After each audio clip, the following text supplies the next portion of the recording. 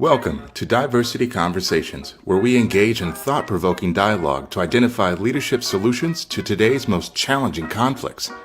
Streamed live each week, Saturday 9:30 a.m. to 11 a.m.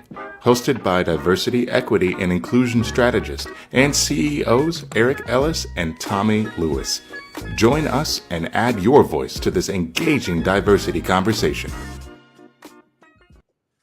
Good morning, Greater Cincinnati, Northern Kentucky, the United States, and the world. My name is Eric Ellis. I'm the president and CEO of Integrity Development Corporation, and I'm your host of Diversity Conversation. I'm usually joined by my good friend and brother, Tommy Lewis. Tommy is out on assignment today, so he's left me to man the ship, believe it or not, all by myself. And so I'm grateful to have this opportunity to engage you, the community. Again, we thank those of you that join us every week. Today, we are going to talk about the power of fatherhood. And so I've got a wonderful guest that I'll be bringing up in just a minute. I want to talk a little bit about my week. It's been a short week. I was in the office a lot, doing a lot of paperwork, proposals, consulting work with our clients, and really enjoying that. On, I think it was Monday of this week, I had a chance to go out and play golf with Tommy and with my brother, Wendell. And Wendell had a freak accident where his golf cart hit a pothole on the golf course and flipped him over. And so our prayers are still with him. He injured himself. And just crazy, man, just the kind of freak accidents that can happen. I want to say to every one of you out there in the community that live life each day as though it might be your last. So you want to give your best to each day. That principle came to me most clearly as a result of COVID-19, sort of coming out of COVID-19 after 2020. I said to myself, man, I'm going to live every day as though it might be my last. And so squeeze the joy out of each of your days. I know I went up on that cart when it was turned over and I didn't hear him. And I was scared to death. And we pulled the cart up off of him and he's doing a little bit better now. But keep him in your prayers. Also had a chance to attend the Cincinnati Reds baseball game. I serve on the DEI advisory board for the Cincinnati Reds. And so I was so excited to be selected to be a part of that board. And then they ended up losing every game, man, coming out of the blocks almost. But this week, we brought them a lot of good luck. We were there at the baseball game watching it and watching those young guys do such a fantastic job. And so I decided to say, hey, DEI board, let's go ahead and take a picture that I'm going to post like the business case for diversity, 14-5. That's what the score was at the top of the ninth inning. And then I took that picture. And then the Brewers started coming back. I was like, what? Everybody started looking at me like, Eric, man, we about to take you off the board. You about to post a picture, man. We were up 14-5. Now they've hit home runs, 2 home runs. I mean, it was 14-11. Huh. Whew. I was so glad we won that game. I didn't think there was any way that they could be coming back like that, but we did win. And I'm really still excited about the people that I'm serving with and excited about the Cincinnati Reds having the opportunity to get better. So with that, I am going to bring to our stage Calvin Williams. He's a good friend, a longtime friend of mine, someone that my brother Wendell counts as one of his best friends. He loves him. They've done some amazing things together. And I'm grateful to have Calvin, you join our community today as we have this conversation about the power of fatherhood. Good morning. How are you, my friend? Hey, good morning, Eric. Thank you so much for inviting me and having me on the show. Outstanding. You know, we got a community that checks in with us on a regular basis. So I want to say hello to Terry Cooley. He's a foster dad. He was my roommate in college. We went to Anderson College together. I grew up with him and his family. They're out of Hamilton, Ohio. I think 23 siblings, 23 brothers and sisters were in that family. It might be 21, somewhere in between that, but all from the same mother, same father. We used to go to church with them as kids. He and I were roommates at Anderson College. I love him as though he was my blood brother. And he's an amazing foster dad. And so I know he's tuning in to see the things that he can hear from you. And it looks like I might even have a family member, Noble Lewis, that is joining us today. And then Dr. Reggie Crane has joined us and said hello. So we're so grateful to have all of those. Calvin, I'd like you to start, man. by just sort of taking us down sort of memory lane and introducing yourself to our audience before you were sort of working with the Fatherhood Collaborative, Lucian families. There was a Calvin that was growing up in this community, I believe. And so why don't you talk to people about who you are and sort of how you've navigated getting to where you are today? Yeah, thank you for that. I grew up in Pittsburgh, Homewood, Brushton area. It was very distressed then. You drive through it now, it's still distressed. My father married my mother when she already had 5 children from, I think, 2 or 3 different men. Okay. So he married my mother while she was pregnant with my closest brother. And then he had, together, they had me and my little sister. I bring that up because my father is the key point person in my life. Because when my parents broke up, I don't remember the thought process, emotional, psycho-emotional. I do not remember. But when they broke up, it was automatic for me. I'm going with him. Okay. So here's this 58-year-old guy who's the nation's first single father. You know what I'm saying? Right. Right. And that act and the acts that succeeded that from him instilled in me something that just won't die about men, family, relationships, and most importantly, fatherhood. So that's the real short version of how I got here. I was called into the work. The language I use more today is I'm on assignment. Okay. Yeah. I like that. So why don't you talk to us about sort of the Fatherhood Collaborative, how you got there? I mean, I was just looking at some of your background, man, and you started in a restaurant. You were then the first executive director of the Genesis Men's Program. You helped to launch the Community Building Institute at Xavier University, Lighthouse Real Dads Program. Sort of talk to us about those, and then what do they do, and what do those groups mean to our community? Yeah. So Cincinnati doesn't know its fatherhood history, but that's okay. We take care of that a little bit at a time. But Cincinnati was home to 2 of in the fatherhood movement years, the late 90s and early 2000s. Cincinnati was home to 2 of the finest fatherhood programs in the nation. And I don't say that just out of my heart. Right. The federal government that was funding those programs routinely held us up at national conferences because we were doing comprehensive fatherhood work when it was really still just a niche thing. So Cincinnati's history with the Services United for Mothers and Adolescents fatherhood program, and then following that, the Lighthouse Real Dads program. Cincinnati is also home to a current president and a past president of the Ohio Practitioners Network for Fathers and Families, which is an 18-year-old statewide organization that I helped launch. So we got good fatherhood history here. And what that has meant to my career has been immeasurable. I saw an article in the Cincinnati Herald way back then. I was working at the Black Chamber, and I saw an article in the Cincinnati Herald that said, Services United for Mothers and Adolescents receives $2.3 million grant for fatherhood. And I'm like, oh, I'm over there. Right. You know So that was the turning point for me. Ever since then, obviously, I got that job and helped design and develop that program. Ever since then, it's been fathers and families for the past couple decades. Talk to us about why there's a need for a fatherhood program. Yeah, the need. It's interesting. The field started around the need for fathers to pay child support, the need for fathers to, quote unquote, take care of their children. Right. That's how the field started. Right. That was in academia and the federal government, right? On the ground, it was different. And it took a while for the government funded programs and demonstration projects, the multi-city demonstration projects in the 2000s. And academia, it took a while for them to realize, wait a minute, all these men love their children. It's not about child support.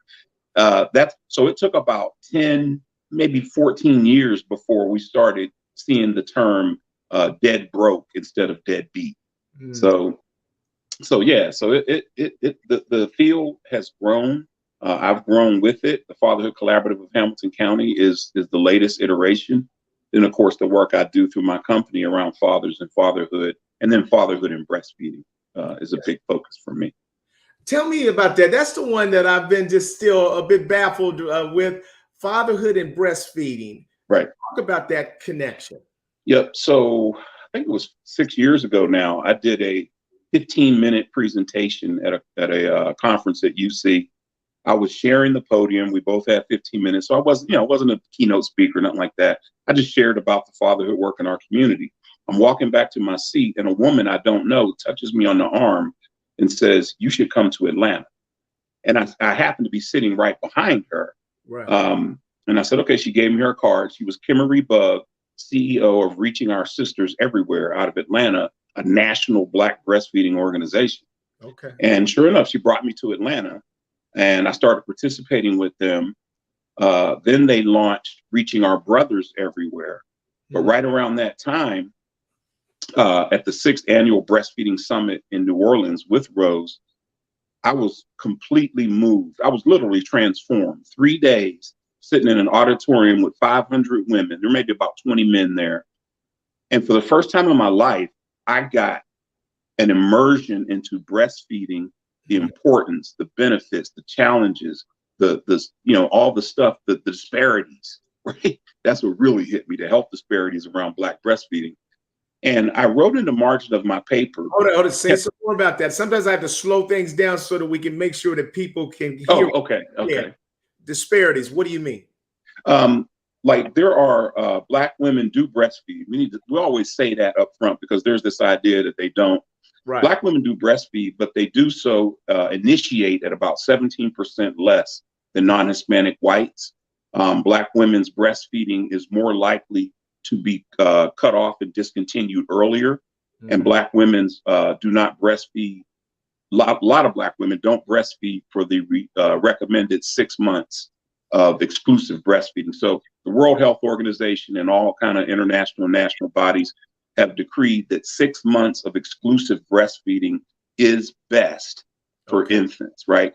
Now, let me back up because some people, when you start talking about breastfeeding, people start talking about, well, forcing people to breastfeed.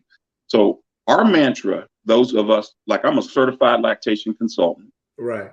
My mantra off the top, number one on the list, feed the baby. Feed the baby. Right. Whatever's safe, effective, efficient, whatever's going to feed the baby. Right. And we're struggling right there right now with food for babies.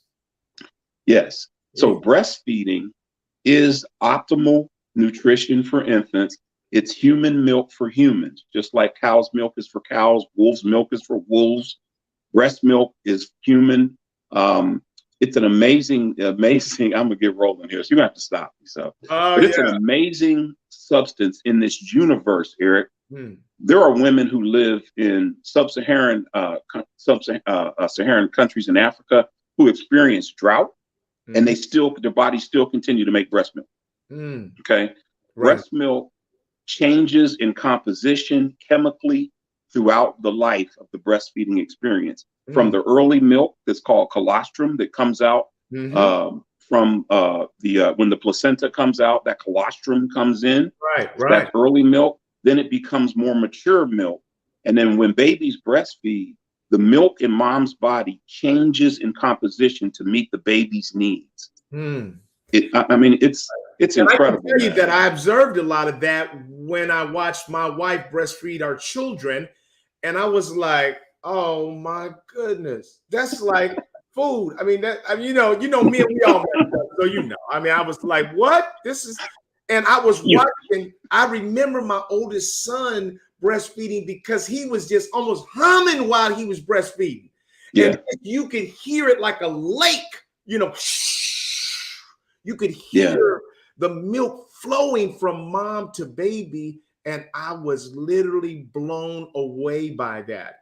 And sometimes because all my kids are ADD, you'd have to cover their eyes because he would get frustrated because, looking around so much, and she just had to cover his eyes. And then he would just lean in. And it was just amazing that was enough to sustain life for children. It just blows me away. And she was dead serious about making sure that she was able to, for as long as she could breastfeed her children, and then pump when she wasn't there, and all that kind of stuff. So Right. So the father angle is this. There's research. I'll say there's ample research. There's more that needs to be done, but there's ample research that when fathers are involved in the decision to breastfeed and are supportive of the breastfeeding partner, breastfeeding initiation, exclusivity, and duration increase. So what does that mean for the Black community? Breastfed babies are 50% less likely to die from sudden infant death syndrome, right? 50% less likely, right? The Black community's infant mortality rate is 2.5% higher than all other ethnicities, or higher than non-Hispanic white babies. So Black babies are dying at an alarming rate. Black mothers are experiencing morbidity or mortality through the birthing process, right? So fathers being involved in the pregnancy, fathers being involved in the breastfeeding will help all of that. So we could save Black babies' lives if more Black women breastfed, right? Now, again, I got to keep breastfeeding is a choice. I'm not a breastfeeding Nazi, right? Right. But the data is clear. We could save more Black babies. And actually, in sudden infant death syndrome, Black boys are dying more than Black girls, babies. So. And you see, this is Suzanne Collins works with us, and she's with her daughter right now that just had a newborn this week. And she says, I'm watching that process right now. And I know that her husband is, part of that process as well. I want to kind of move back and forth, Calvin, between sort of you talking about the work that you do and all the stats around that, and then revisiting what fatherhood means to you personally. I'd like you to share, if you would, just a story or two about you and your father that is memorable for you and was game-changing for you as a son. Yeah, I'm going to say, I'm fond of saying my father transmitted things to me. And I use that word intentionally because it wasn't a transaction. It wasn't a transfer. It was a transmission, right? So he sent signals and energy to me without words that told me of his regard for me. And I get a little emotional about this. Told me of his regard for me. And it wasn't until a little later in life, say in my 30s, that I could look back. And then I was like, whoa, what this guy did. Right. So there are a lot of stories I could tell. There are incidents and occurrences, but I want to stay in this space, man, because my dad lives in me to this day. A few years ago, I was in Oklahoma City, doing fatherhood work in Oklahoma. And there was a period of about 3 weeks. I'm a journalist. I journal, so I have all this captured in these journals. But it was a 3-week period where, for whatever reason, my father was up in me. I mean, I was aware of him, like he was moving around in me, like, right? And this happened, this was going on for 3 weeks. Well, one night in those 3 weeks, I had a dream. And it was so powerful that I woke up groggy, reached for the pen and the journal and started recording it. And it was essentially like a visit from my dad. So he's a huge presence in my psycho-emotional life. He is a big part of the energy that I put forth to the fatherhood work. I don't know. I mean, there's a guy we grew up in poverty, and you can drive down Lang Avenue today and then come check with me. We grew up in poverty, man, and this guy did some amazing stuff for me. Right. When the family broke up, those 5 years of he and I together, I mean, he was just anyway. So that's what drives me. Calvin. I love that. And that my father meant a lot to me. Yes. And being a father, I wanted to be a father ever since I was a child. But I remember a couple of events with my own father. One, my first job, he took me to at Scoreboard Restaurant there in Forest Park. I'll never forget. He said, "Eric, now you're going to be representing the family, so don't embarrass us. Make sure you're working." Okay. So I go in there. I started working pretty good, but then the peer pressure got to me. When the managers would leave, the employees that were there would say, Eric, we don't do anything but make triple deckers, make up sandwiches, and then take turns looking out for the managers. So I was doing that at first, Calvin. But what I learned is that when you're looking at the clock, it never moves. So I said, oh, no, I can't do that. I got to go back to what my daddy said. So I went back to working and then still making triple deckers, but at least I'm working. I'm cleaning up the onions. And the day would fly by. But my dad was having a tough time in business, and he needed my little check from Scoreboard Restaurant. And I'll never forget that, Calvin, that my mom would go off on my father. Don't take that boy's check. Leave his check alone. And my dad and I had a great relationship. And he said, Eric, he said, I tell you what, just keep track of, everything you give me. Take $20 out the check and then get the rest to me, but keep track of it. He says, and at the end, he says, I'm going to give that money back to you. And I can tell you, Calvin, that I was so proud to give my check to my father. And I never realized then that would be an experience that would last a lifetime. Yeah. That for the rest of my life, I can always reflect back on my dad needed me. Yeah. And I was able to help the family. And so it was a bigger life lesson for me than it probably was even a help for him. But I'm grateful for that experience, man.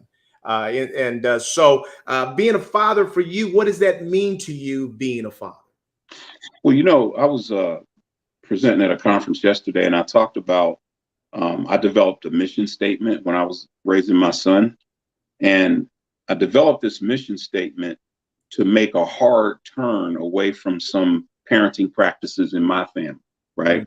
So my mission statement was, I'm going to be a positive force in his internal development of self. That was my mission statement. And so what that did was it colored, flavored, and impacted how I responded, acted, right?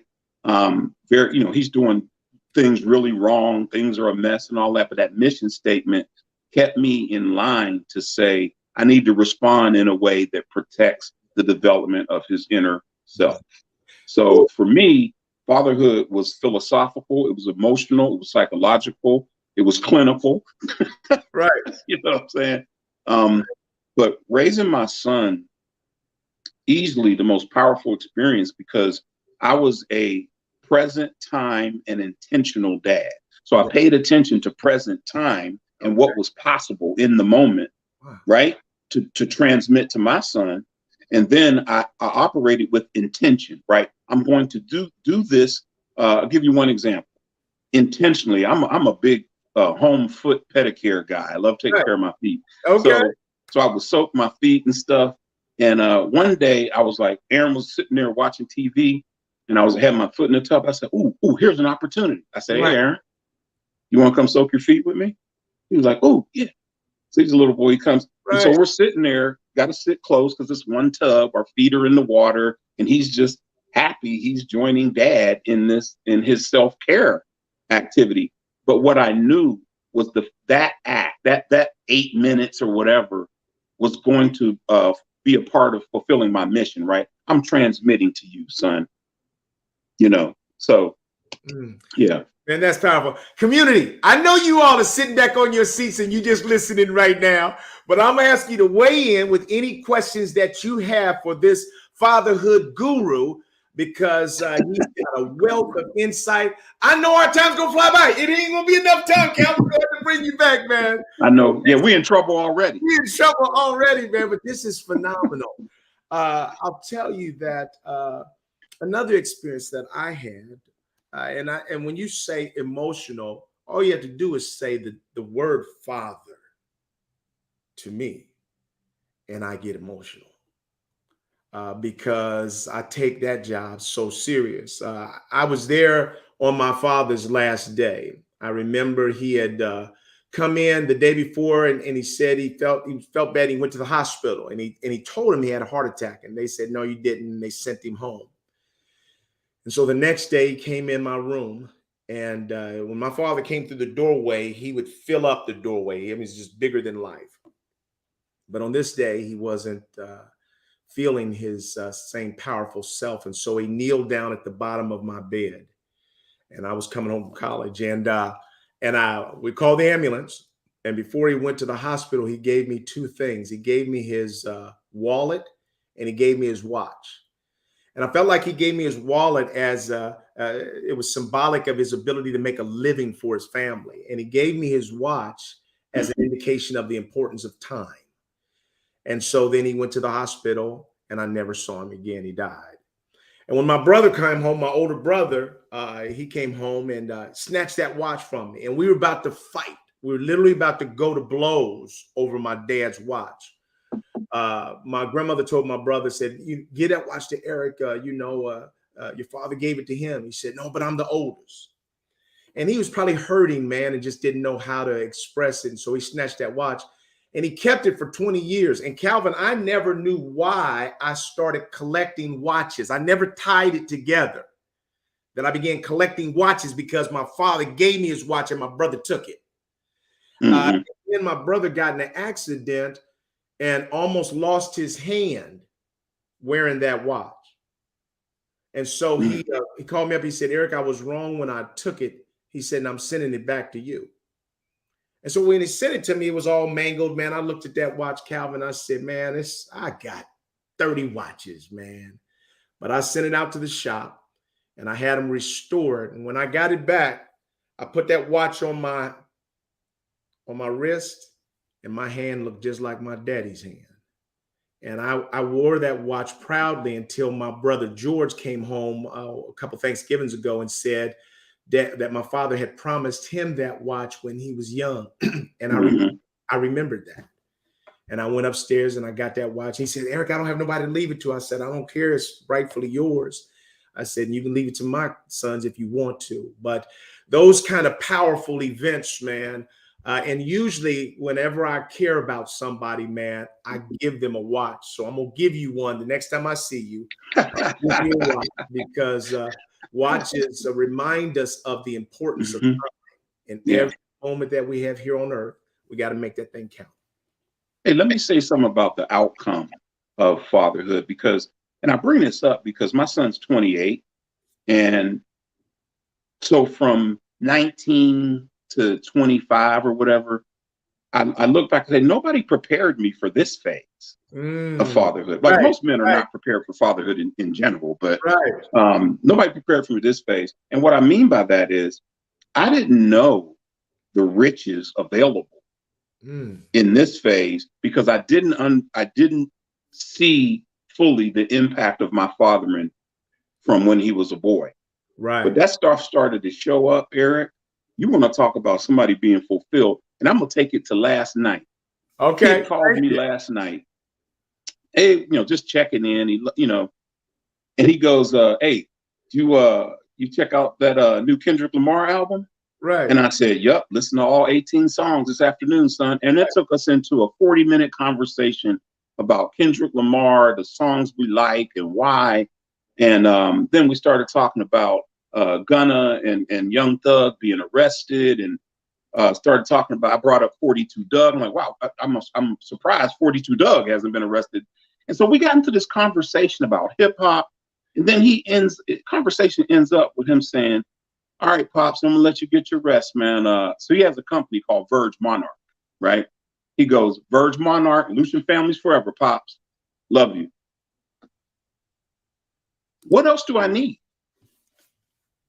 Right. Here's a question from our community. How do you think your fatherhood mission impacted your son's decision making? I think, and again, I got to add his mom in. We were not together, but a co-parenting team. I think it set direction for Aaron. I would use the back then when he was a kid, I'd use the easel and the easel pad to just work with him, right? Working his mind. Right. And one day I told him, I said, "Aaron, the key is communication, imagination, and relationships." This was when he was like a kid, right? Right. Do you know that boy brings that up to me to this day? Wow. He said, "Just like you told me that," because he's got his company now. Right. He's a hip hop artist, but hip hop has taken him into places he didn't even think of. So now he has this company. He's a videographer. He's creating content for people and artists, and he says, "Dad, I'm just doing what you told me, man." Imagination. So I think the intentionality that I operated with in the present moment set him up to play off of my instructions and my advice, right? So I'm watching him live that, and he's vocal about it. Right. He's vocal. I'm doing what you said to do.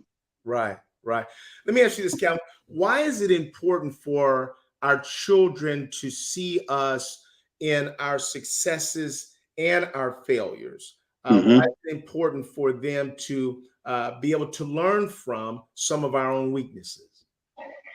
Well, I think it humanizes us as people to them, and I think it humanizes us as men. So you talked about crying in front of your child. I had a tough breakup one time. Aaron was maybe 8 or 9, coming from the grocery store. I'm coming up the garage steps, and I just collapse in grief with grocery bags on the steps, right? I'm just sobbing and boo-hooing, and I gather myself, get up to the dining room, just put the bags on the floor. I'm at the dining room table, just sobbing, man. The grief was overcoming me. Aaron sat down next to me and pulled a chair closer. I'm just still doing my thing, snot and tears and stuff. He just puts his hand on my back and sits there until I'm done. Right. And when I'm done, I'm like, when I'm done, he's like, "Dad?" I said, "Yes, son." "Is that normal?" And in my mind, I was like, ah. And I was like, "I'm happy to tell you, son, yes, this is very normal. I'm grieving and I'm hurting." Wow. That is so, so, so powerful. Talk about the myths that we have about fathers. Too many myths, man. Black fathers, this concept of fathers walking away and all type of stuff, it's overblown, it's overhyped. As I told you earlier, I'm bringing this to you from the front lines. I've been on the front lines for decades, so I know it is untrue, right? I will tell you what's more true is that Black fathers get kicked out, ejected, and ejected from their families, right? So it wasn't a phenomenon 10 years ago. Now more people are talking about it, called gatekeeping. So it's now literature is using the term gatekeeping to describe moms keeping their children away from dad because she's mad that dad left her, or dad has a new girlfriend, or dad got married. And I'm not putting down, the pain that women can feel in those situations. But as one sister told me when she broke up with her child's father, she said, "I loved my children enough to make sure they stay connected to their dad." So the myth is that Black men are not, but I'm telling you, man, Black men are fighting, clawing, scratching to be with their kids. Low income and poor Black men getting kicked in the teeth daily, but they will not stop filing motions, calling me, going to the, they will not stop, man. And so that's the untold story. That is absolutely one of the biggest untold stories. Terry says, "I have a foster kid who I've had for quite some time. He calls me his father. Am I worthy as a foster dad?" Listen, sir, you are a father. I'm lifting you up right now as a father.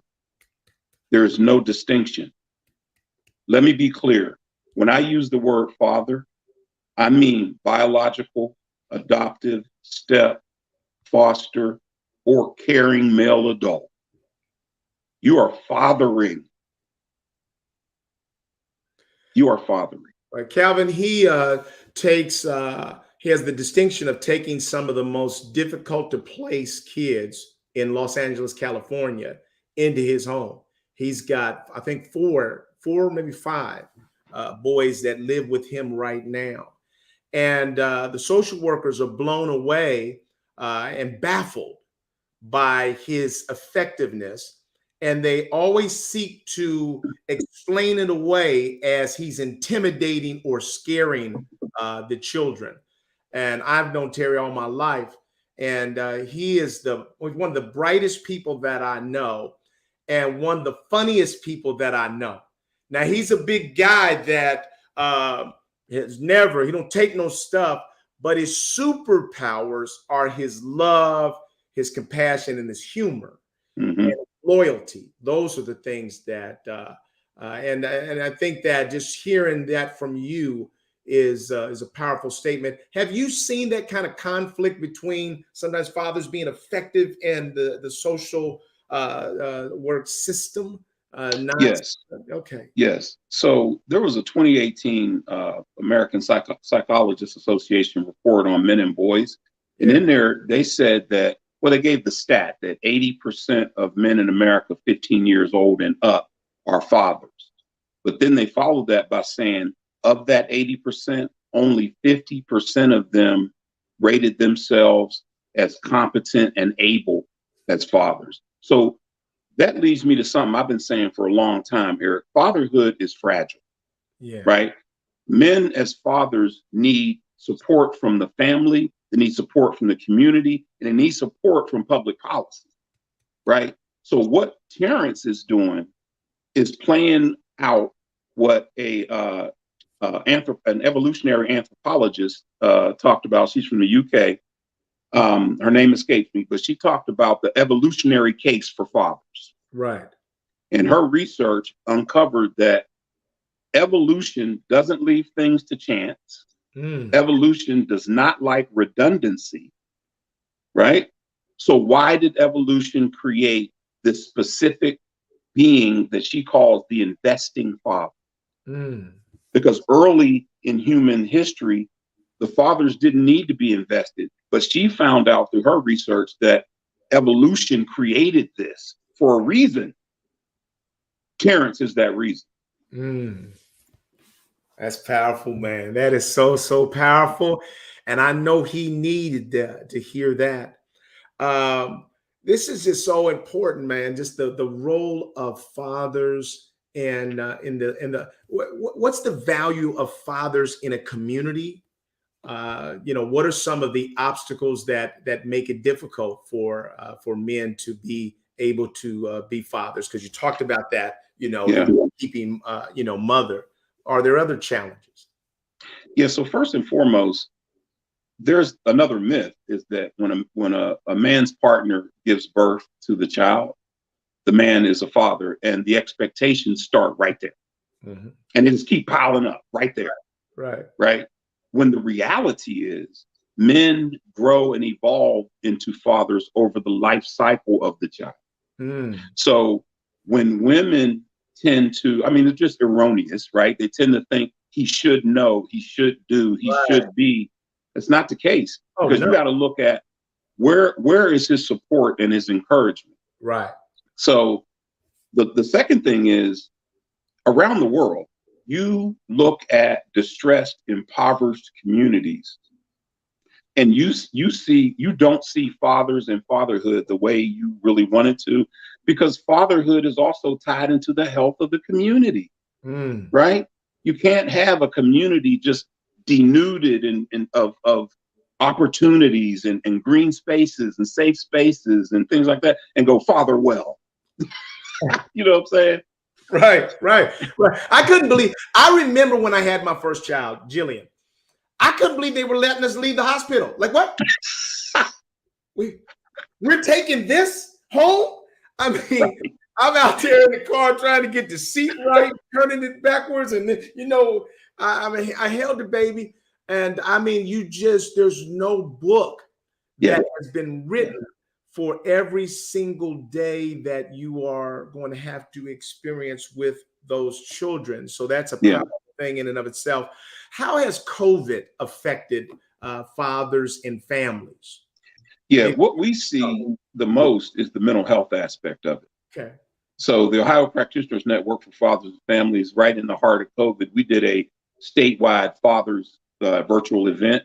And to register for the event, we asked what were the 2 or 3 topics that you really wanted to talk about. The overwhelming topic was mental health. Fathers self-reporting. That's where I'm struggling. Okay. So the provider role gets assaulted in COVID because of the the uncertainty about work and job loss and things like that. Another big impact of COVID was non-custodial fathers, non-residential fathers losing time with their children.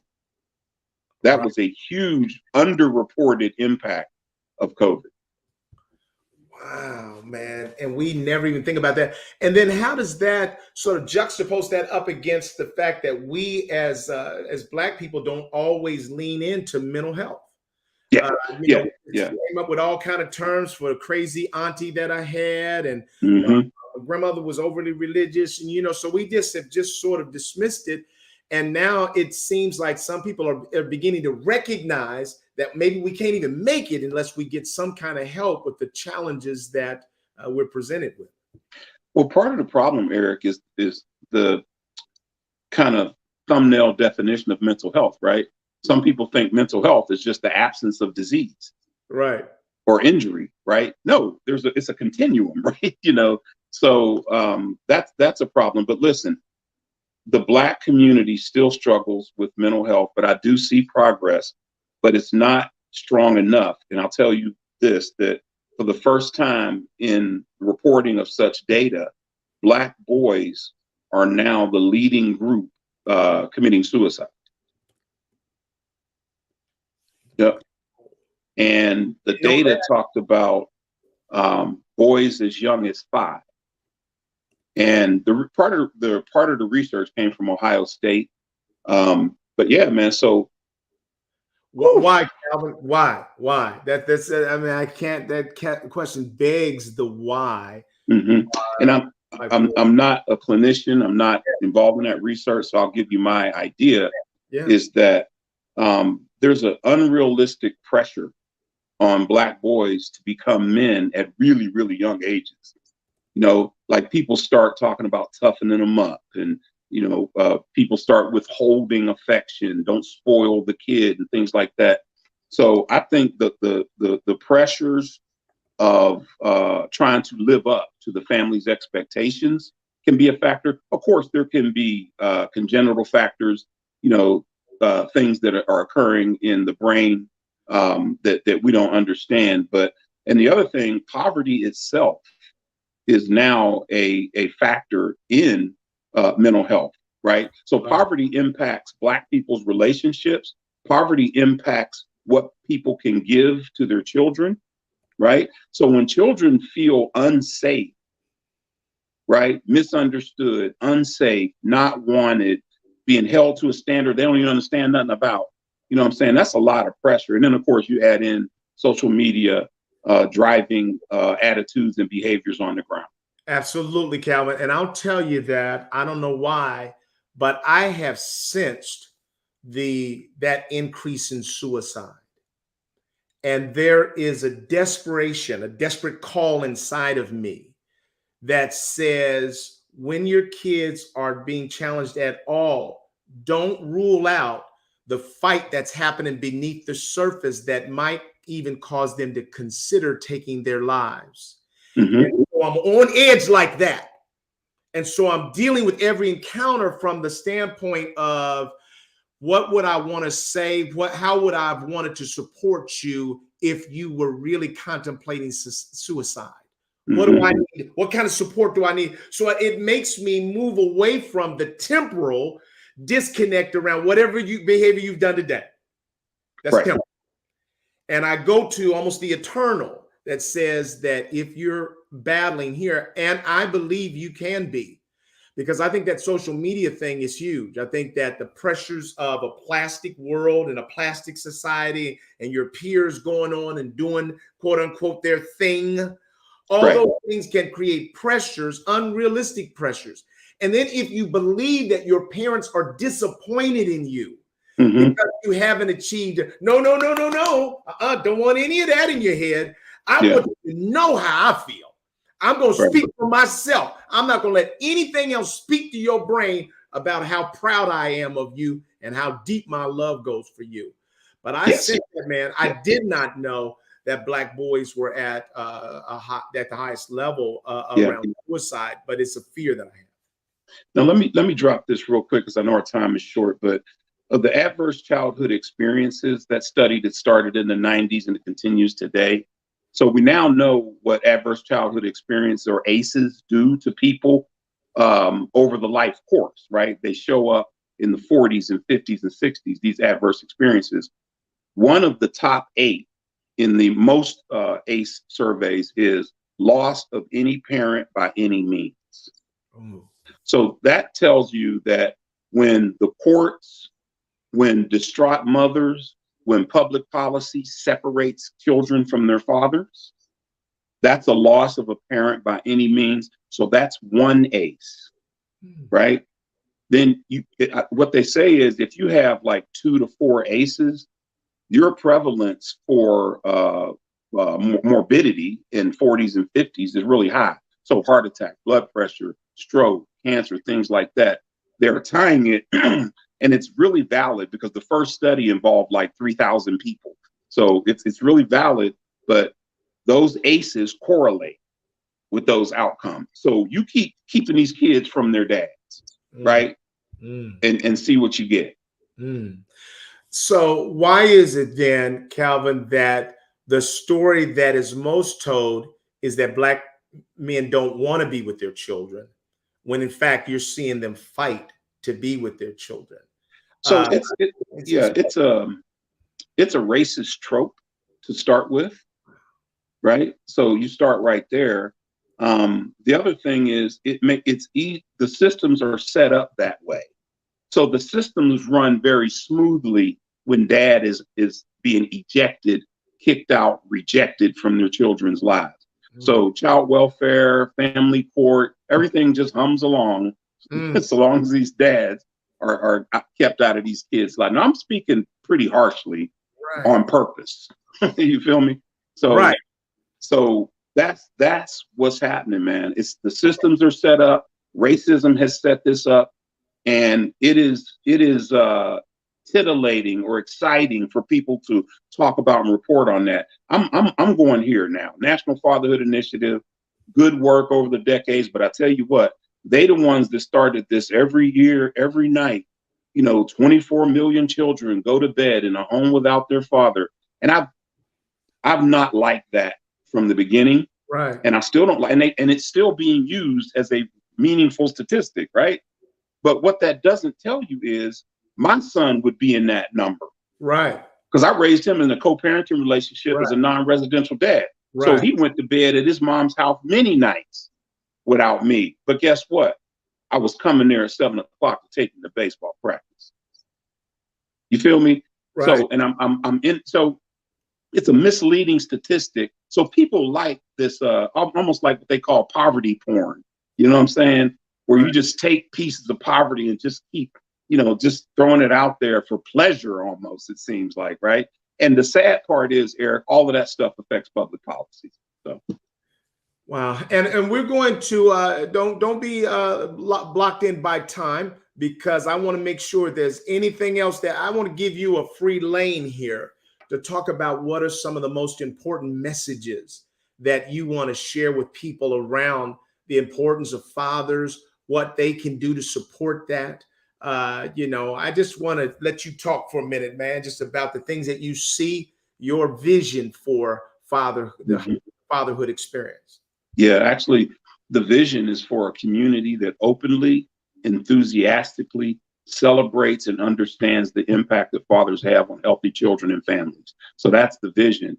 To get there, we need to continue to educate, right, people, the community at large. I did a lunch and learn at Job and Family Services on fatherhood, the history of the movement. And one of the ladies attended told me, she's like, wow, I thought this was like a local recent thing. I didn't know it was a national movement that's been going on for 20 years. So the community is still isolated from fatherhood work, to be honest with you. It's still considered niche and things like that. But fathers need to be supported. They need to be encouraged and they need to be supported. And that won't happen when people just think they should just know what to do, right? So we need people and families to check in with dads and find out what type of supports he needs from them psychologically and emotionally. We need the community to look, act, sound, and smell like it values fathers. I mean, everywhere fathers go, they get a different message. Right. Right. So we need the community to step up like that. And we need we need to educate moms. We really do, on what fatherhood is, what fatherhood development is, what things get in the way, what things are, what things is he bringing from childhood that may be impeding his ability to be, the father that we all want him to be. So those are some of the things that I think about in terms of what we need to do. I'm going to ask you about one thing that's damaging, but then I'm going to neutralize it to say, what's the difference between the role of the mother and the father? But I'm going to start with this. What's the problem with the father being used as the heavy? In other words, whether the father's outside of the home or inside of the home, he is always called upon to discipline or to be the fear factor for the child. What's the damage of that role just being sort of put off on the father? The whole. Well, the first area of damage is to the father himself, right? Because being cast in that role, he is less likely to exhibit all of what makes him a father, right? Even if that role is a part of being a dad, but to put it at the top of the mountain and judge a dad on that and that alone really does a disservice to the father. The father may be less likely to experience the outcomes that you and I are talking about now. Right. Because he's less likely to give the fullness of himself to his child. Right. So in that discipline role, I'm less likely to pay attention. I'm going to give you an example. I'm doing co-parenting coaching with a dad. Been working with him for months. He hadn't seen his daughter in months. So he comes to our next session. And I say, okay, how are things going? He goes, oh, Mr. Williams, it's great, man. I saw my daughter last weekend. I was like, what? Like, yeah, man, I finally got to see her. Yeah, we went to the park and everything. And he's talking. Then he goes, yeah, but I had to smack her in the mouth, though. Internally, I'm like, what? But, and here he goes on to explain, yeah, man, I gotta teach her some respect, man. Yeah. Where was that coming from? Yeah, that what we're talking about, right? And here's another thing, Eric. I think too many Black fathers get hung up on this respect thing, right? It's almost, it actually feeds into what I said about fatherhood being fragile, but this type of fragility I'm not talking about, right? It's almost like they are scared to give an inch. Right. Lest they lose something themselves, lose some power or control or authority or domination and things like that. They're scared to give an inch. And when what our kids need now for this 21st century they're heading into, they need to be able to think critically at the crib, right? They need to be able to solve problems. They need to have a voice, right? Because that's the work world they're going into. Critical thinkers, working with groups, solving problems, right? And if they're being shunted at home around how they think and how they speak, that's a problem, right? So I think certainly not all Black fathers, but I think in my experience, I'll put it that way, I've seen this outsized importance placed on my kids respecting, as if I didn't do these things, they wouldn't, Right. And but that's a big problem in our community in general. We fight over that all the time. We fight over that. We kill over that. So that's just, we got some work to do there. I knew that. So as a father, I knew that I didn't want to wrestle with my boys when they were young, because I didn't want them to ever know when they got to a place that they were stronger than me. And so I wanted to work here, because I think that Dr. James Dobson said that children need discipline in order to feel safe. So I knew that my kids needed discipline in order to be safe, but I had to keep adjusting, man. What I realized is that a lot of my early corporal punishment was a lack of patience and willingness to do the real long sort of ball work of discipline. If you could just spank somebody real quick, then you didn't have to hold them to something. You didn't have to do something that would tie you into it and inconvenience your day. But the older I got, I started realizing that beating them was not the answer. Mm-hmm. It was really reasoning with them and doing some other things that may tie me into to a relationship with them. What do you see as the difference between the role of the father and the mother? And I know that we talk about a lot of times mothers have to be the mother and the father, but it can't really be both roles. No. Even if you can only serve one role, and Yeah. oftentimes that's an overwhelmed role because That's right. if That's you don't right. have a partner, boy, that thing gets doubly hard. Yeah. So I think when women say that, I understand the emotion that they're coming from, right? but what they're really doing is just being the other parent, right? So they're taking on the role of two parents. Let me say this about discipline, Eric. It's true that children need discipline to feel safe, but I'm going to equate discipline with consistency. Yeah. Because it is consistency that makes children feel safe. Children are safest when they know what to expect from the environment. Wow. They feel less safe when I skin my knee. Sometimes I come in, he beats me, I skin my knee. Sometimes he puts rubbing alcohol on it and puts a Band-Aid on it. So that's very stressful for young children, right? So think of discipline as consistency. So I'm going to put the discipline back on the parent, right? Are you being consistent enough to establish and maintain the rules, making sure the child understands the rules, because that's your job. So let me just jump in here and speak to our community. Terry Cooley, calling Terry Cooley. Terry, did you hear that? Because that's his superpower.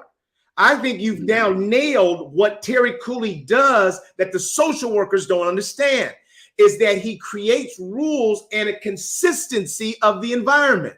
So they know when they're in his environment what to expect. Right. They know what he takes, what he won't take, what they can do, what they can't do. They understand that. And so it creates a calm and a peacefulness in that environment like they've never experienced anyplace else. And Terry will say things to social workers like, take them into the hallway.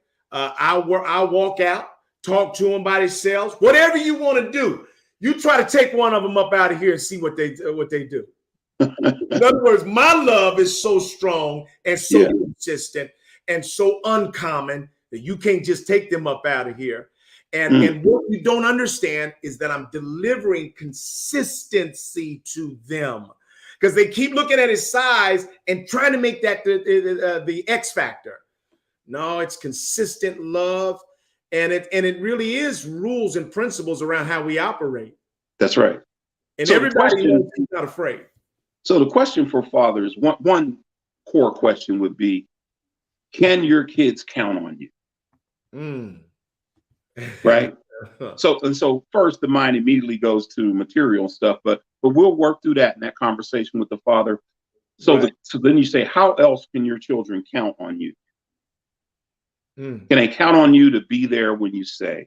Can they count on you to respond consistently when they've done wrong? Right? Can they count on you to listen? I'll never forget, my son called me one night a little while ago, and really tough situation with a friend of his. And so, I'm listening and everything. And at the end of that conversation, he's just going. He goes, and this and that and the other. And I know if it happens again, I can call you because I know you're going to listen. And you know what I'm saying? So he knows that when he calls me, I'm going to listen. So I'm consistent with that. So therefore, he offers more to me. Right. Calvin, why don't you talk about some of the stories of the impact that you've seen that the programs that you're associated with have had on fathers? If you can just give us a couple examples of stories, man, of how people have been impacted by the work that you all are trying to do. Man, we'll stay right in this little area right here. I remember a father years ago when I was running my first fatherhood program, and I was having really this conversation, right? And he told me months later, man, that class that night stopped me from going home and tearing my son up. Okay, so that's that. I left the city for 5 years, Oklahoma, come back, ran into that guy, which is now 15 years later. He still brings that up. My son's 22. I have no idea how you saved him that night. I love that. So So yeah, there's a lot of impact, man. Wendell's used to this too from the Genesis standpoint. But I'll be somewhere in the Kroger or somewhere, and somebody will just go, "Fatherhood," Right, right, and it's somebody from one of the programs in the past, right? right. And they share with me, how the program impacts it. Man, y'all was doing some real stuff, man. I got real help. So, yeah, comprehensive, strength-based, compassionate services to fathers will make a mark. Say that again. Comprehensive, skills-based support for fathers programming for fathers will make a mark. Mm. What's your advice to fathers as they're trying to negotiate if they're not in a relationship connected with that mother, they're living in the home? What's your suggestions to fathers around strategies to Mhm. negotiate that relationship with moms so that they do maintain access? Because my sense is that we probably can't get it all done through courts. Some of this is going to have to be some skill sets that maybe you bring to the table. Any thought Mhm. you have around that? Yeah, so unfortunately, there are a lot of co-parenting situations where only the court is going to work. Okay. And as a co-parenting coach, I'm bound ethically to tell clients at the first session, second session, if I think co-parenting fits their situation, Okay. right? So there are times when I have to say, ma'am or sir, co-parenting coaching is not going to help your situation. And those situations are usually where the kid is like 7 or 11, and the conflict has been protracted throughout that whole time, right? So those situations are less likely to be helped by co-parenting coaching. Okay. What I do say is co-parenting coaching works best when there is I don't care how small, degree of trust, a degree of respect, communication, and the other parent wanting the kid to be involved with the other parent. That's when co-parenting works best, right? So there are a lot of situations that can be helped by co-parenting coaching, but unfortunately there are some that can't, because the ones that involve, violence, threats, Right. jail time directly or indirectly related to the relationship, those type of relationships are less likely to be helped by co-parenting coaching. But, I'm happy to report that there are a lot of relationships that have something to work with. And I love reporting that to parents, right? I love at the end of a session going, okay, well, I see things to work with here. We can make some progress here, right? I love giving them that information. So but direct answer to your question, there's one piece of what my Let's Just Parent coach, co-parenting coaching toolkit. There's one piece in there called Accept, Control, Influence. And so it's an inventory about the co-parenting relationship or situation. What can I accept? What can I control? And what can I influence? And that usually helps dad kind of tease out things and break away from too much energy over here where you have no control, right? But you might be able to influence it. Let's talk about that. Right. Right. Right. And then Right. so what I like about that exercise is the 3 lists. And as a coach, I'm looking for how can we swap things from one list to the other. And what I'm really trying to do is move as much out of the control category as possible. Right. But that's a instrument that I use to help fathers in their co-parenting situation. Okay. And I want to come back to some of those. And then I want to make sure that people understand how they can access you, how they can get to you. But I want to Mhm. go back to, I do diversity consulting work. And so in the diversity world, we talk about the value of everybody. And now we're into sort of non-binary kind of things. And people are, I believe that if a child is in a home where parents are there and love them, then that's powerful all by itself. So I don't have any issue with people that love children being able to parent them. I think that that's phenomenal, and we support and celebrate that. But what do you see as, is there any difference in terms of the roles that mothers and fathers play that we should be mindful of? Yeah, I'll put it here. Anything that the father does that's different from the mom is beneficial to the child. Okay. Children thrive from 2 distinctly different parenting styles. It is exactly the difference that helps children thrive. Okay. Right. So, and I'm glad you asked, because there's something I wanted to hit on earlier. Play.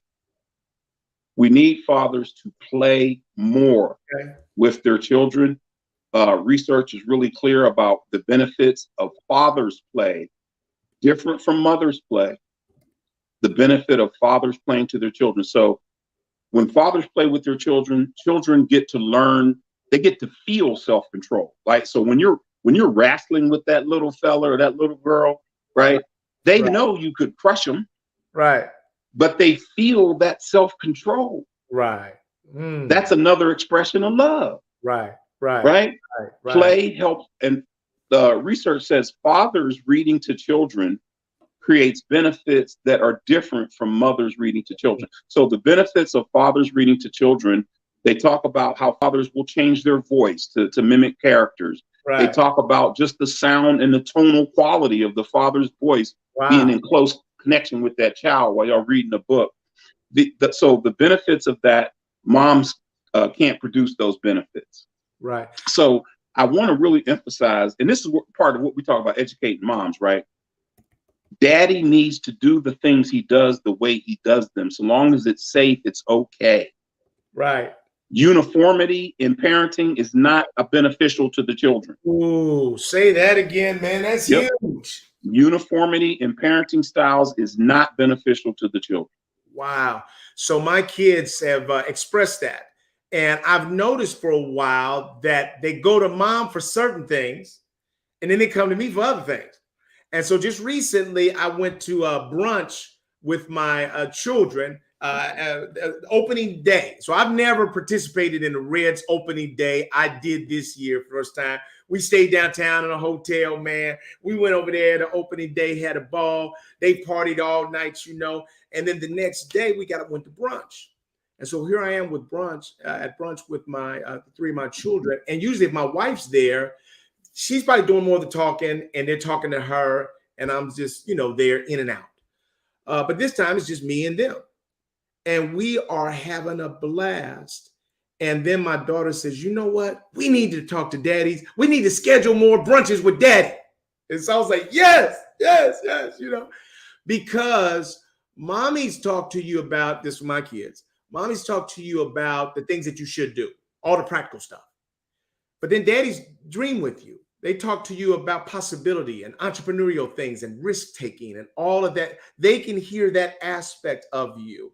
And so they appreciate having an opening access, that's the word, to both those styles. So that reinforces exactly what you're saying. Yep.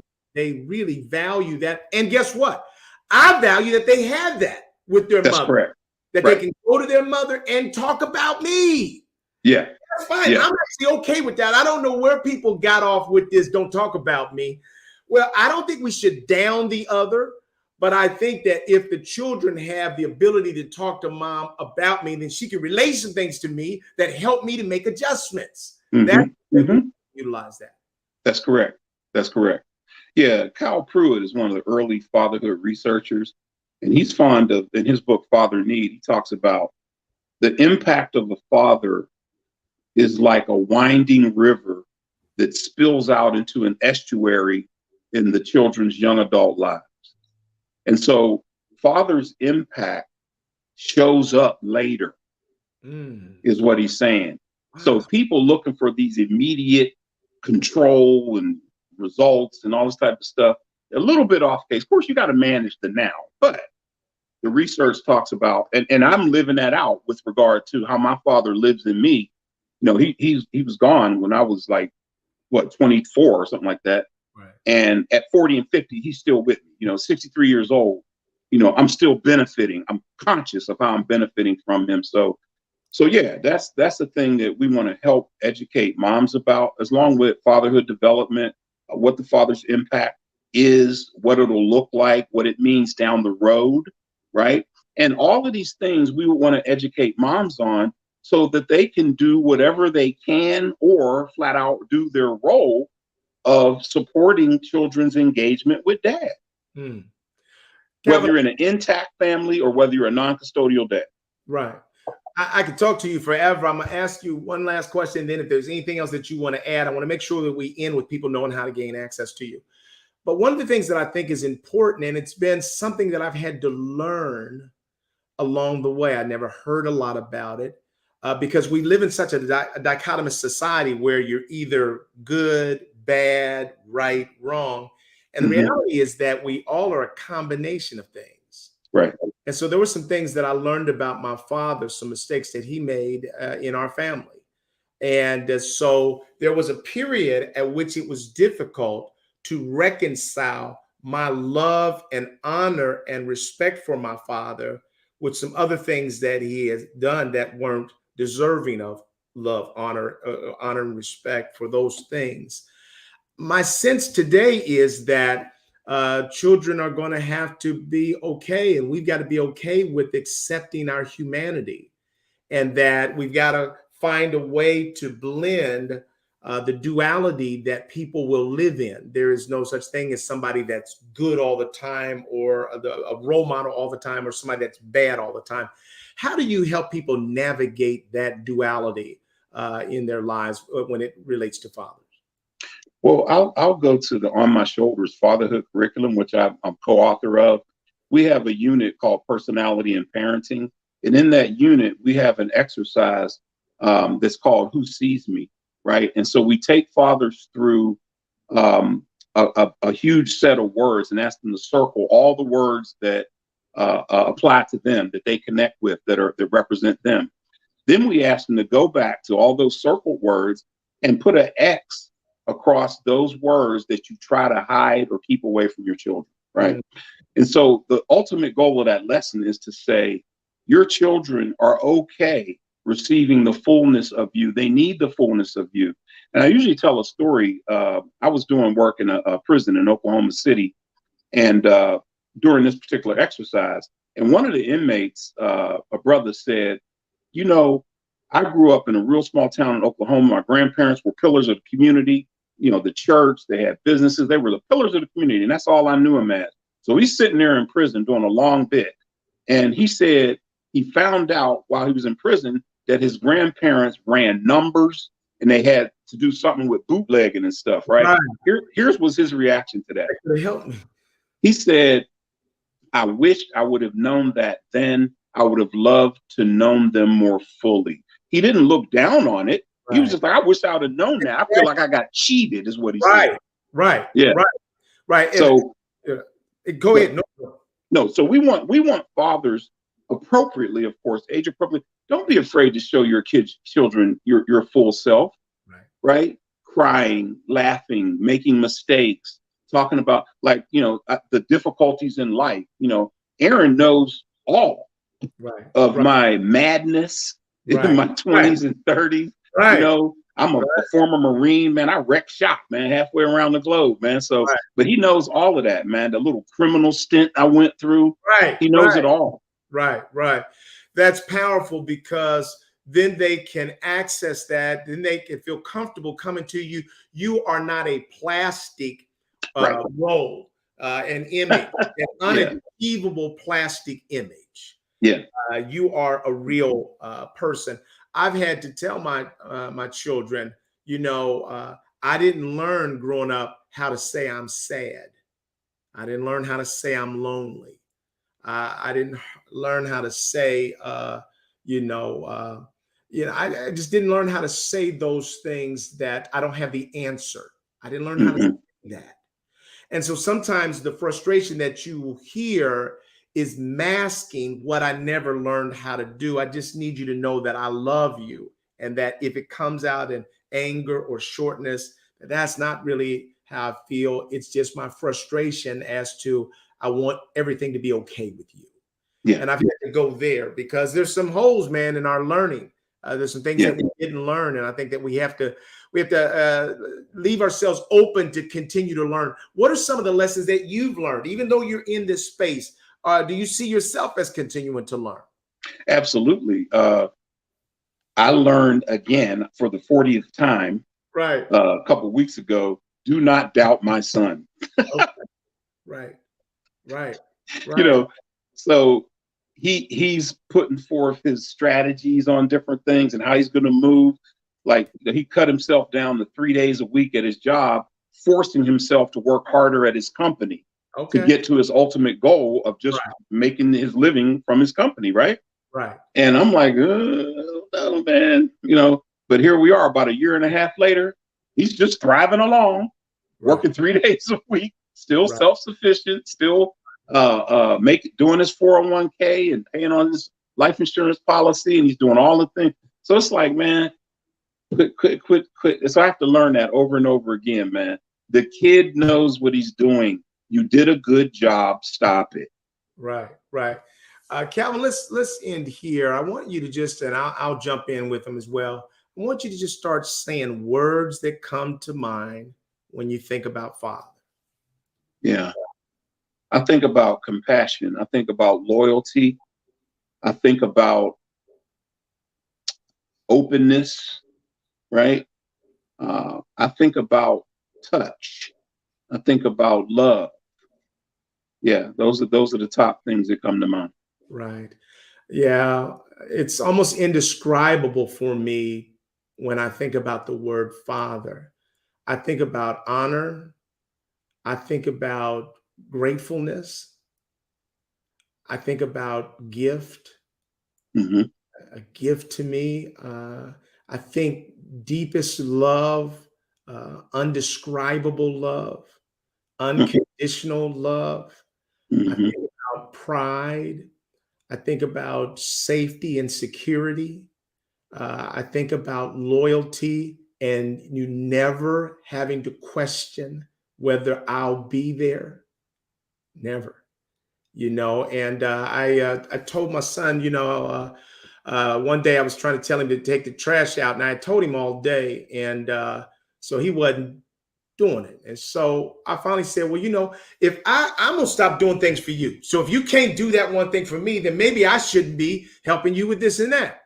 And so I walked away, and then he went to my wife and said, Mommy, would Daddy just stop supporting me? Now, it took me a day to come down off of that, but when she told me that evening, the next day I went to him and I apologized, man. I said, look, I was wrong, son. I said, and I want you to know this, man. I couldn't stop the tears from flowing. I said, you don't ever have to question whether I'm going to be there. I'm always going to be there. And so I'm appreciative that God gave me the opportunity and the joy and the blessing of being a father. And I'm going to give you the final word, Calvin. What do you have to say, man? First of all, tell people how they can reach you, because I'm going to say that there are some churches, there are some community groups, there are some corporations that need to bring you in to talk to them and consult with them around fatherhood, because I believe that it adds to the well-being. We're beginning to recognize that employees, we have to deal with their whole life. We can't deal with the work part. We have to understand that they're connected. Their performance, their productivity is connected to the full person. So how can people gain access to you? Yeah, you can go to my website, lucianfamilies.com. You can check things out on the website. You can email me from there. We have on our media page, you can look at the videos we've been creating about fatherhood, fathers and breastfeeding. So yeah, lucianfamilies.com is your one-stop shop for all of that. I'm going to end giving props to my son's mother. So Salitha Harvey is my son's mother, and we struggled like a lot of co-parents, but we never stopped being partners. There were tough, even dark days, but we never stopped being co-parents together. But most importantly, she did not get in the way at any time, at any point, or in any way of me and my son. So I got to live out and play out the fullness of my fathering capacities throughout, and the things that I had to learn along the way with no interference. So I'm going to give props to her, and I'm going to give props to all the women out there who are not in the way of their children's relationship with their father. Well, I appreciate that. I want to end there. I want to thank you, Calvin, for being an amazing professional. And yet you're not a professional that, sometimes you have barbers that their hair is a mess, but you're a professional that is a subject matter expert out here, but you're living it out in your personal life. And it's the duality and the balance of both of those that culminates in the wisdom that you've shared with us today.